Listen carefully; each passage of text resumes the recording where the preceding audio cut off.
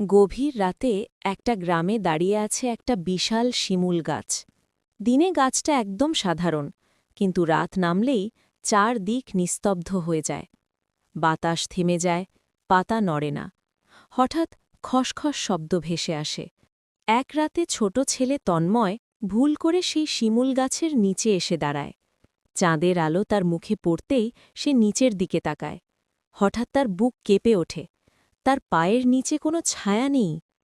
ঠিক তখনই গাছের ছায়াটা নড়ে ওঠে, ধীরে ধীরে লম্বা হয়ে এগিয়ে আসে তন্ময়ের দিকে।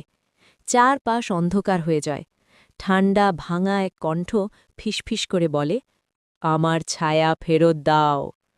তন্ময় ভয়ে কাঁপতে কাঁপতে বলে, আমি কিছু নেইনি। হঠাৎ বাতাস জোরে বইতে শুরু করে। ছায়াটা এক ঝাপটায় গাছের সঙ্গে মিশে যায়। অন্ধকার সরে যায়, চাঁদের আলো ফিরে আসে। তন্ময় আবার নিচে তাকায়। তার ছায়া ফিরে এসেছে। কিন্তু আজও পূর্ণিমার রাতে গ্রামের মানুষ শোনে শিমুল গাছের দিক থেকে ভেসে আসে এক ফিসফিস শব্দ, আমার ছায়া, আমার ছায়া।